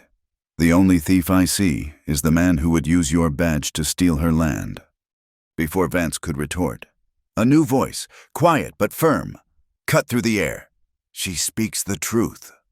A path opened in the crowd, and Mistress Lian Chen walked through it. She was, as always, immaculate, her expression serene. In her hands, she held a sheaf of papers. She walked to Eliza's side, a small, unshakable island of calm in a sea of hostility. "Sheriff Vance," she said, her voice never rising, yet commanding the attention of every person there. "You have made accusations based on a lie. I hold here a copy of a letter from a federal attorney in Santa Fe. It confirms that the loan document held by Mr. Crowell is illegal. It confirms that the water rights to Hart Spring belong to the Hart family by law." She paused, letting the words sink in. "And I also hold here sworn affidavits, delivered to me by a trusted friend from the San Carlos agency, detailing the theft of government supplies of beef and flour that were sold to minors, while men like Red Clay, a man who died in this woman's home only last night, were left to starve." A new and different murmur rippled through the crowd. This was not about race or fear. This was about law, about paper and ink, about a corruption that many of them had long suspected but had never seen laid so bare. Then, another figure pushed his way to the front. It was Reverend Josiah Burke, his face pale and slick with sweat, his eyes filled with a terrible, righteous fire. He climbed onto the steps of the general store, his hands shaking, not with fear, but with the force of a confession that could no longer be contained. "I have been a coward," he announced, his voice trembling with emotion. "For months, I have listened to the whispers of this town. I have listened to the poison of prejudice, and I have remained silent. I have preached the word of God in my church, and then stood by while the laws of God and man were mocked in this very square. His voice grew stronger, a preacher finding his true sermon. My silence was a sin. My silence was complicity. Last night, I was called to a home where a good man was dying, and his son was singing him home to his Creator, and outside that home, our sheriff was leading a mob. I ask you to look at Eliza Hart. Is that the face of a criminal? Look at this man. Chayton, is that the face of a savage, or is it the face of a son mourning his father? I have been blind, and I have been silent. No more. The crowd was wavering, the hard shell of their certainty cracking. They looked from the tormented face of the preacher to the calm, resolute faces of Eliza and Chayton, and then to the furious, drunken face of their sheriff, and they were no longer sure who the monsters were. The final crack came from within the sheriff's own office. Deputy Tom Calder stepped out onto the porch. He looked young, out of his depth, his face pale. He unpinned the tin star from his vest, his movements clumsy. He held it in his palm for a moment, then threw it into the dust of the street. "He is lying," Calder said, his voice quiet but carrying in the stunned silence. All of it. There was no robbery. Sheriff Vance ordered me and EPH Kincaid to provoke a fight with the Apache, to find any reason to bring him in. The siege last night, it was not law. It was a personal vendetta. I will not be a part of it anymore. Vance stared at his deputy, his mouth agape, his authority crumbling around him like a sandcastle in the tide. He was exposed, his lies stripped bare in front of the entire town. It was into this tableau of broken power that a new rider appeared. He rode in from the north, not on a tired cow pony, but on a big, powerful bay gelding. He was an older man, tall and broad-shouldered, with a weathered face and calm, gray eyes that seemed to take in the entire scene at a single glance. A United States Marshal's star was pinned to his coat. He did not hurry.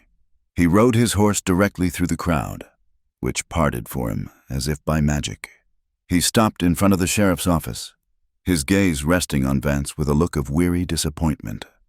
"Asa," he said, his voice a low, gravelly rumble that cut through all other sound. "It seems you have been busy." He swung down from his horse. "I got a telegraph message about an hour ago. Seems you are interfering with a federal witness." He turned his calm, assessing gaze on Chayton. "Are you Chayton Nez?" Chayton gave a slow, dignified nod. "Marshal Whitaker," the man said. "I have been looking for you. Your testimony regarding the criminal activities at the San Carlos Indian Agency is required by the United States government. As of this moment, you are in my protective custody." He then looked directly at Vance, "which makes your little posse here an act of obstruction of federal justice, a serious crime." "Asa." The last of the fight went out of Vance. He seemed to shrink, the drunken bluster draining away, leaving only a pathetic, defeated old man. But Silas Crowell was not defeated. He was a cornered wolf, and he had one last set of teeth. He stepped forward, his voice a blade of ice. "Marshal, this man is no witness. He is a murderer. Ask him where he and his people were a week ago, when the Payton family, a man, his wife, and 2 small children, were slaughtered out at Miller's Wash." A fresh wave of horror and rage went through the crowd. The Payton massacre was a raw, open wound on the community's soul. All eyes turned to Chayton, the old hatred flaring back to life. Before Chayton could speak, Miguel Ortega stepped forward, leading his horse.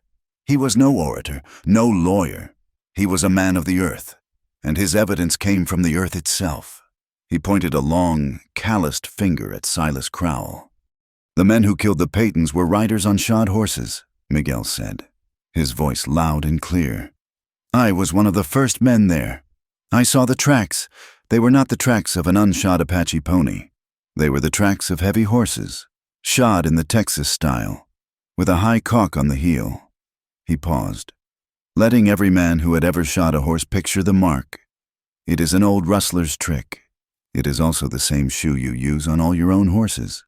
Crowell, the same horses your man Kincaid was riding when he led the ambush in Devil's Cut." The accusation, so specific, so expert, so undeniable, hung in the air.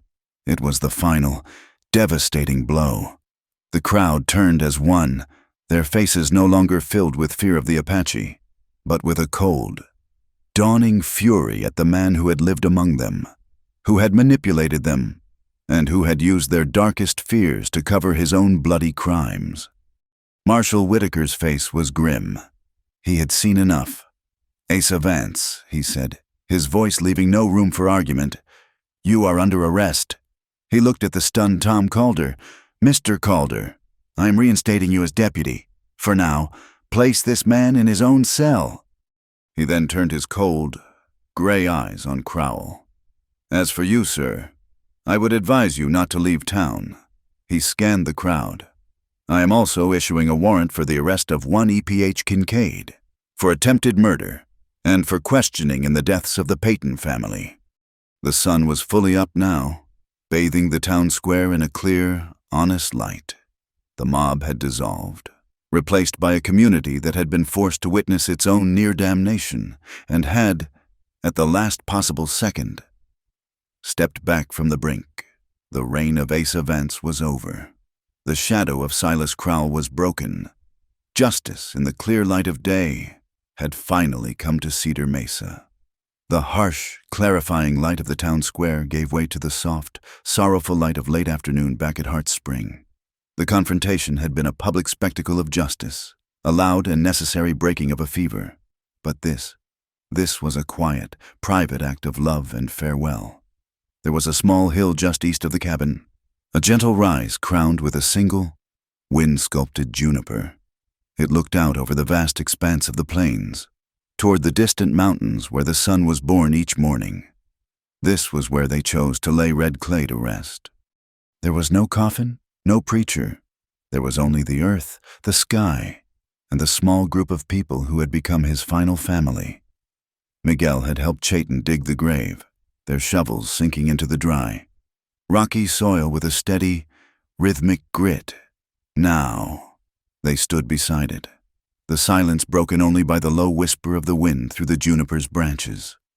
Chayton gently lowered his father's body, wrapped in the clean white blanket, into the earth. His movements were deliberate, imbued with a sacred dignity. He knelt at the head of the grave and opened a small leather pouch he wore around his neck. From it, he took a single, perfect eagle feather, its edges tipped with white. He laid it gently on his father's chest. It was a symbol of courage, of wisdom, of a spirit that could soar to the highest heavens.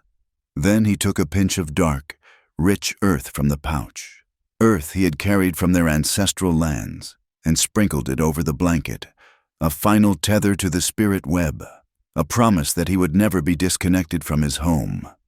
Then Eliza stepped forward. She hesitated for only a moment before removing a simple silver ring from her finger. It had been her mother's, the only piece of fine jewelry she owned. It was a plain, unadorned band, worn smooth by the years. It was a symbol of her own lineage, of the love and strength that had been passed down to her. She knelt beside Chayton and placed the ring in Red Clay's still hand, folding his fingers around it. It was a gesture that transcended language, a joining of two families, two histories, in the shared ground of grief and respect. They stood together, their shoulders brushing, and made a silent vow. The story of Red Clay, of his quiet courage and his fight against the slow, grinding injustice of the agency, would not be buried here. They would carry it with them. They would take it to Santa Fe, to the marshal, to anyone who would listen. His life and his death would have meaning beyond this lonely hill. They filled the grave together, the soft thud of earth on the blanket a final, somber drumbeat. When they were finished, they stood for a long time, watching as the sun began its slow descent, painting the western sky in strokes of fiery orange and deep purple. The raw, open wound of the day was beginning to scar over, promising a future, however uncertain. They returned to the cabin in the bruised light of dusk, a shared, bone-deep weariness settling over them. Miguel had brought in some of Eliza's cattle that had scattered, his presence a quiet, comforting anchor. The immediate threat seemed to be over. Vance was in a cell. Crowell was a pariah in his own town, and the marshal's authority was a solid shield around them. They allowed themselves a moment of fragile peace, the first in what felt like a lifetime. But the serpent was not yet dead. It had been wounded, its head bruised, but it still had one last drop of venom. The attack came as the last sliver of the sun dipped below the horizon. There was no warning, no shouted taunts, only the sudden, whooshing roar of fire. A flaming torch arced through the twilight and landed on the dry shingles of the barn roof. In an instant, the old, weathered wood caught, and flames began to lick their way toward the sky.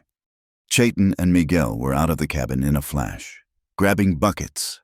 But as they ran toward the barn, a rifle shot kicked up dirt at their feet. It was a trap. E.P.H. Kincaid stepped out from behind the corral, a rifle in his hands and a look of pure, nihilistic rage on his face. His arm was still in a sling, but he held the rifle steady with his good hand. Two other men, hired guns Eliza did not recognize, emerged from the shadows with him. They were not here to intimidate. They were here to destroy. If Crowell was going down, he was going to make sure there was nothing left of Hart Spring to save. One of the men carried a heavy pickaxe, and he began to smash at the small, carefully built irrigation ditch that carried water from the spring to Eliza's meager garden. It was a fight born of desperation and instinct.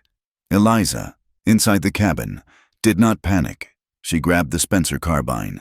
The fight in Devil's Cut, the siege the night before, had burned away the last of her fear, leaving a core of cold, hard resolve.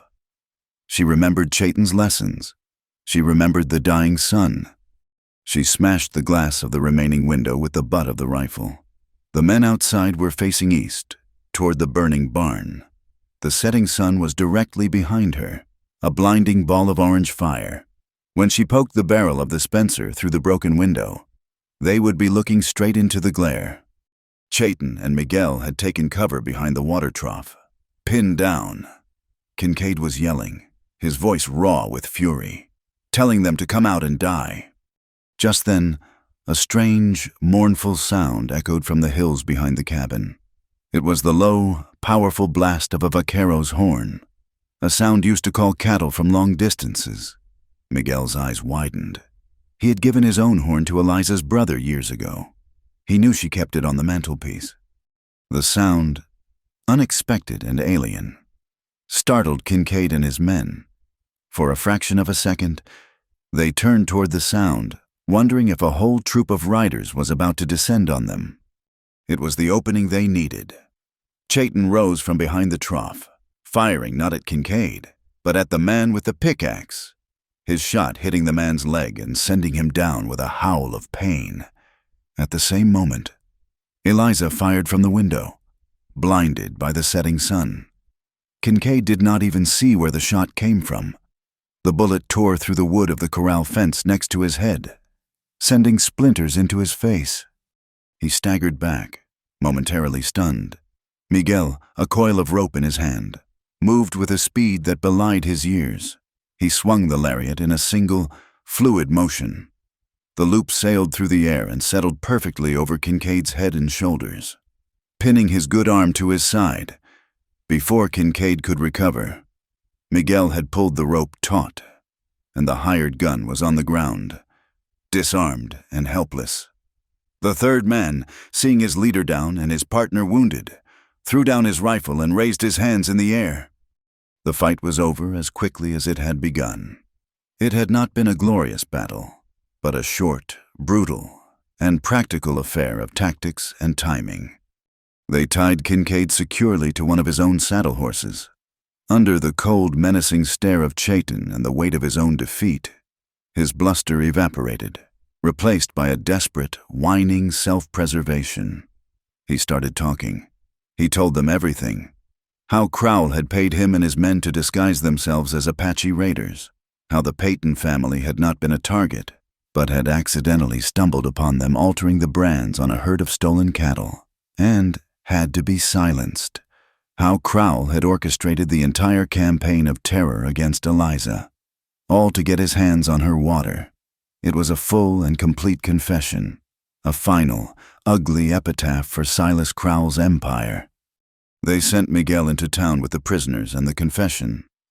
"Marshal Whitaker," he said, "would be very interested to hear it." As Miguel rode off, Eliza and Chayton stood together, watching the last of the flames from the barn roof die down. They had saved the structure, but the scars were deep, just like their own. News traveled fast in the territory.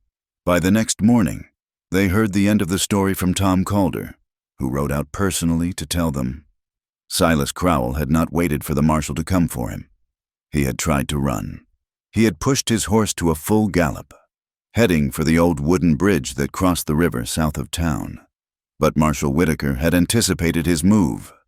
He was waiting on the other side. Crowell saw him and tried to wheel his horse around on the bridge.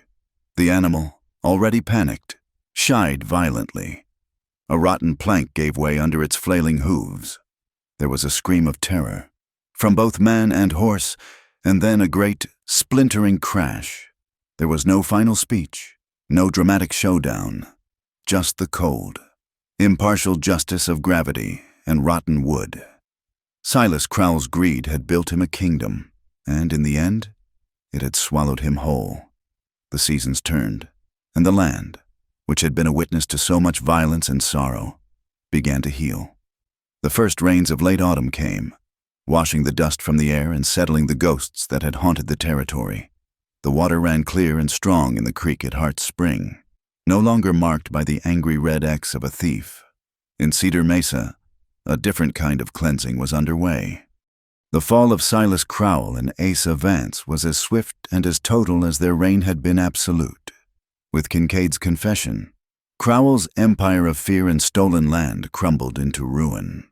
His assets were seized by the territorial courts, his vast herds broken up and sold at auction to smaller ranchers who had long been choked by his shadow. The name Crowell, once spoken with a mixture of fear and envy, was now a curse, a cautionary tale told in low voices in the saloon. Asa Vance was stripped of his badge and his dignity, left to await a territorial judge in his own jail cell, a sour, pathetic figure tended to by the very man he had once held in contempt. Tom Calder wore the sheriff's star now, and he wore it with a quiet, unshakable gravity. He did not strut or boast. He simply did his job. His creed, a simple one, he stated to the town council the law would be the same for everyone, regardless of the color of their skin or the size of their wallet. It was a novel idea in Cedar Mesa, and it was the beginning of a hard, slow healing. The journey to Santa Fe was not a flight, but a pilgrimage. Eliza and Chayton rode side by side, not as fugitives, but as witnesses. Marshal Whitaker had provided them with an escort, but it felt more like an honor guard than a protective detail. In the territorial capital, a city of old adobe and new American ambition, their voices were finally heard in a place of power. Eliza, armed with the legal papers Mistress Chen had managed to recover from her abandoned saddlebag, gave her testimony with a clear, unwavering voice. She spoke of the illegal loan, of the campaign of intimidation, and of her legal right to her water.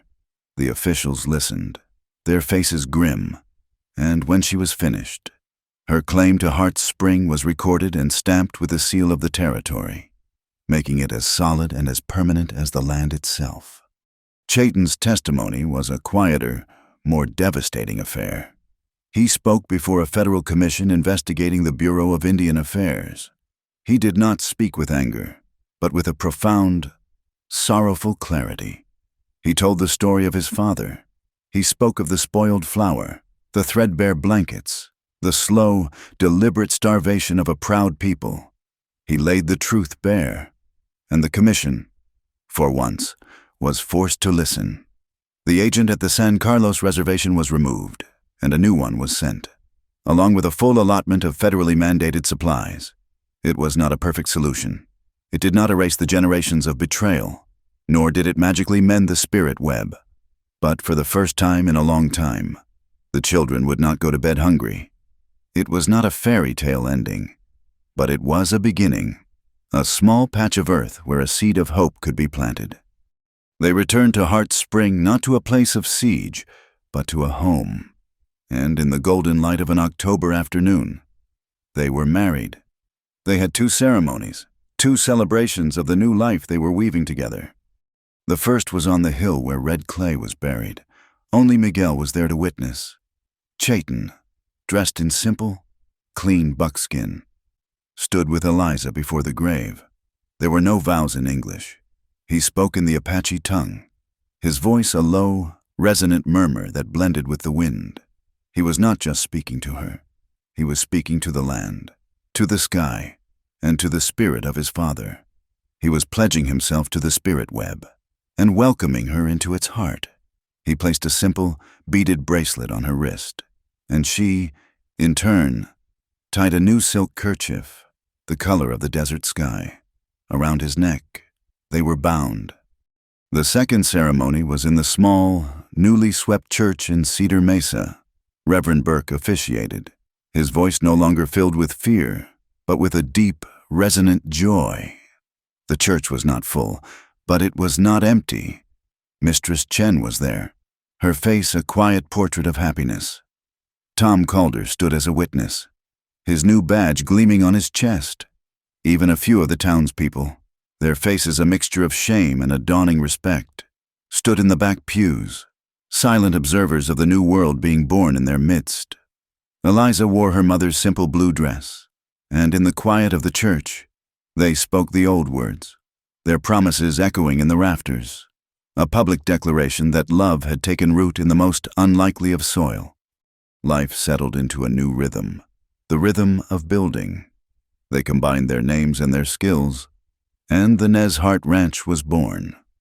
They bought a small herd of fine mares with the money Eliza had saved, and Chayton, with his intuitive understanding of horseflesh, began to breed them with his tough Mustang stock. Their goal was to create a new kind of horse, one with the stamina of the wild and the gentle nature of a trained cow pony.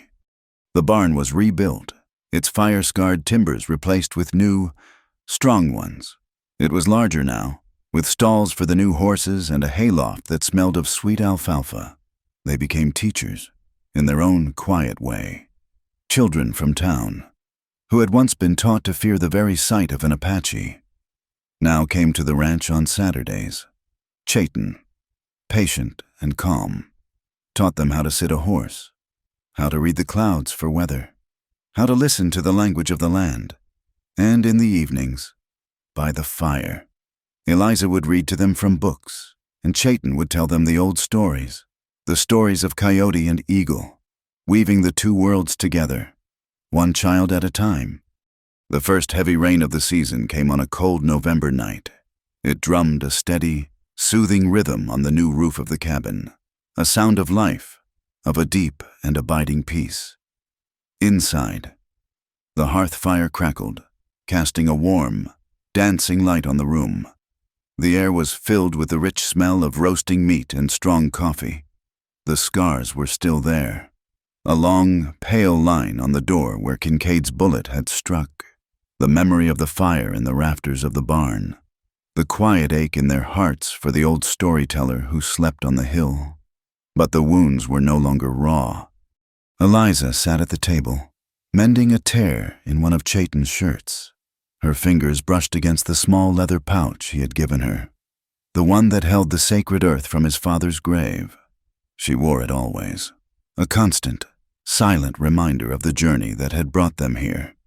Chayton sat on the floor by the fire, working a piece of soft leather with a bone awl, mending a broken rein on a bridle.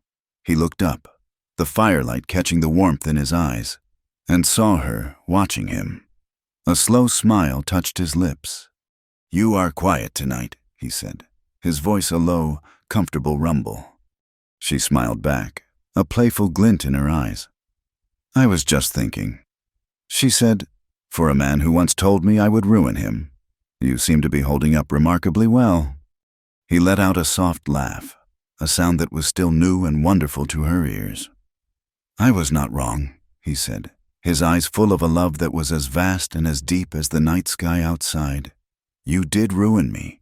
You ruined the man of stone who was afraid to feel the sun, and I have never been more grateful in my life." He put down his leatherwork and came to her, kneeling beside her chair, taking her hand in his. The land outside was being washed clean, and inside, by the warm fire, two people who had once been strangers, who had been brought together by a storm of violence and fear, had finally, truly, found their home. It was not a fairy tale. It was something far better. It was hope with roots. Thank you for being part of our story tonight. Let us know where you are listening from in the comments so we can all connect. And be sure to subscribe to our channel Wild West Tales, like this video, and press that hype button to help our stories reach more ears.